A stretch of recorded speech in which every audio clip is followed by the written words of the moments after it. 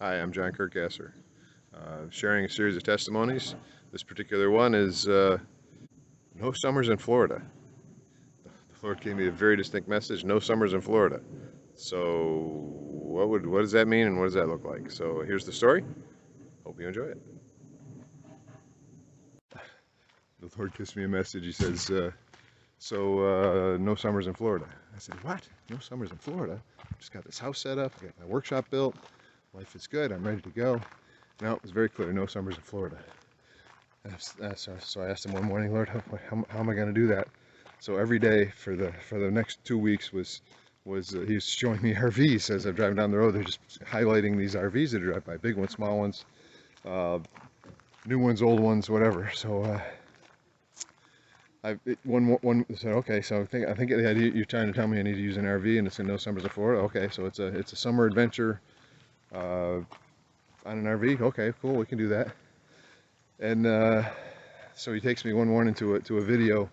This young lady's showing off her history. She's been through all sorts of different RVs, and she gets through the pluses and minuses of the trailers and the Class A's and the fifth wheels. And she's describing she gets to the fifth wheel, and she says, with these really high ceilings and these wide walls, this feels like a home away from home. And the Lord gave me this inflow, kind of an exclamation point he gives me when I'm on the right track. So I said, aha, so you're marking this. There's something about fifth wheels I need to pay attention to. So I take Ashley to the RV place up the road, and about 20 miles up the road, they've got a big selection. So we're looking at these old coaches because that's about all I thought I could afford. And Ashley comes out with her head shaking. I don't think so. We look at a couple of trailer options. I don't think so. She comes out of the very first fifth wheel we looked at, and she says she puts her hands exactly the same way the lady did with those high ceilings and these wide walls. This feels like a home away from home. I said, aha, I've got it. So we work our way through some different dealerships, look at a bunch of different fifth wheels, and I get to this one in West Palm Beach RV, and the guy's explaining the merits of this particular RV, and I say to myself, this is built really well and it's going to last a long time. And I got the same exact exclamation point flowed into my heart. It's like, aha, so this is the one. This is the one. So we started talking price, and he says, oh, this is the price. We're gonna need this much money for it. And I started explaining, well, I'm gonna have to put a washer dryer in it because we're gonna be on the road and we're not gonna want to stop. I'm gonna have to have a generator in case we get stuck somewhere. Ashley needs air conditioning. We gotta be able to provide air conditioning. I'm gonna have to buy a truck and put a big hitch on it. So I'm gonna put another $10,000 or $12,000 in on top of that. So that's gonna get me way beyond what I thought I was gonna spend. And the Lord put a message in my head. Said, there's the price. So I said, all right, so I'm willing to pay that much for this RV. And oh, no way, you're not even close. You're more than 20% away from we're not going to get there from here. I said, well, let me know if your management can make that work, and I'll come back and we'll work on that. So I left. The next day they called me back and said, well, I can't put your generator in, I can't put your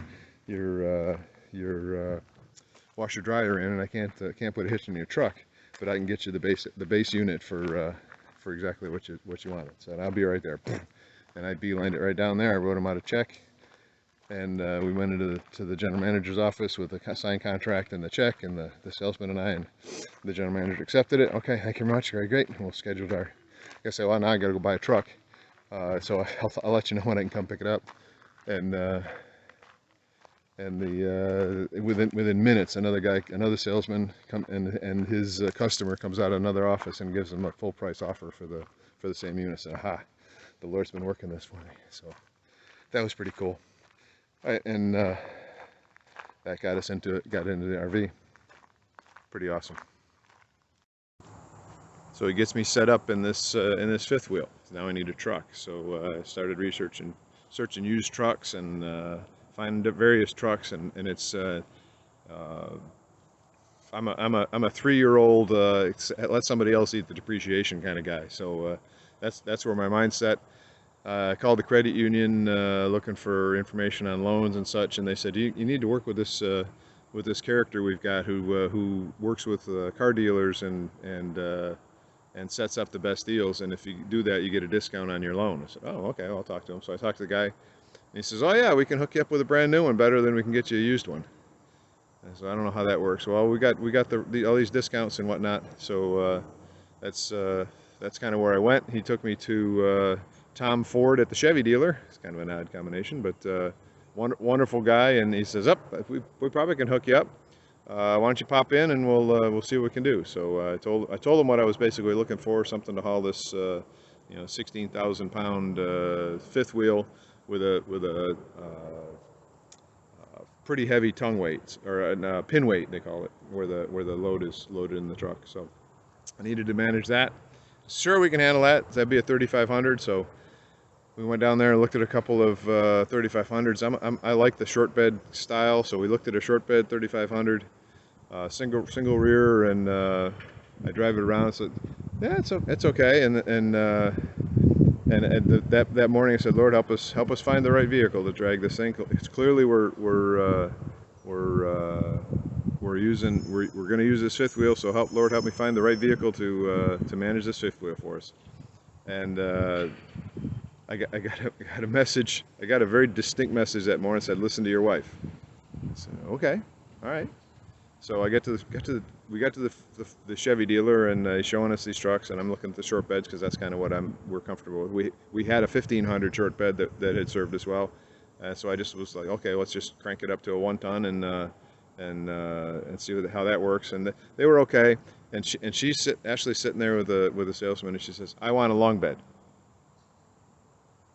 And I thought, what do you mean there? So I asked her, honey, why do you want a long bed? and it was funny. She said, well, you always have room for your stuff, and there's never any room for my stuff. And it kind of resonated in my heart, and said, okay, so this is where his message, he was telling me this morning. I listened to it. Okay, so it's all right, Tom. So it's a long bed. So what do you got for a long bed in a 3500? And he says, oh, let's see. So he looked up on the computer, and sure enough, they had one. So let's go look at it. Okay, so we went down the road into his second parking lot where they have their big truck stored, and we take this thing for a ride, and it's just massive. It's super long, 22 some odd feet long, and tall. It's sitting up on fairly tall suspension. And I drove it around and said, oh, okay, this will probably work. It just felt awkward though. I kept looking at it, and it had this sort of odd. It was longer than it felt it should have been. It just felt long. It struck me as odd. So we get the write up and his price and all that stuff. We go, so all right, we're gonna think about it, and we'll let you know. So that night I'm doing research on the specs and how it fits. And when I do all the math, what I've learned from a couple of other folks who've been into the fifth wheel game is it's not the towing capacity that's the big deal. It's the rear wheel axle capacity. So I looked at the axle capacity, and sure enough, when I put the pin weight of that big huge fifth wheel on the single rear axle truck, I only had 400 pounds of margin, which means if I had 200 pound people in the back seat of the truck, I'm at capacity, and I wouldn't be able to put any of their baggage or anything else in the front of the fifth wheel to carry it. It's like for them to go with us, like it just doesn't feel right. So then I looked on the next page on the Chevy spec sheet, and it showed the dual rear wheel capacity, and I'd have thousands of pounds of margin. And then I looked at the proportions, and the front of a dual wheel 3500 is like 8 feet, and then or 7'6", and the back is 8 feet, and the front of the fifth wheel is like 8'2" or something like that, or 8'6", and it ends up the perfect wedge, and it just hit me, that sort of exclamation point inflow, boom, that's what we're supposed to do. We're supposed to do a dually. So I immediately called up my friend Tom and said, Tom, we're shifting from a single to a dual. Find me a white dual wheel 3500, and if you can find one that has the in-bed hitch set up so that all I got to do is drop the hitch into the bed. It's already pre-configured with the pucks. then that'll be it. And he says, I got 2 of them. There's one in Naples and there's one in Georgia. The one in Georgia has the fancy flag embedded on the side. That's an extra $500. I don't need the fancy flag. Get me your basic truck. And 2 days later, we've got our dually truck, and we go pick up our 5th wheel and take it on its first camping adventure. And I'm going to insert a picture of that 5th wheel on its camping adventure right here in this video.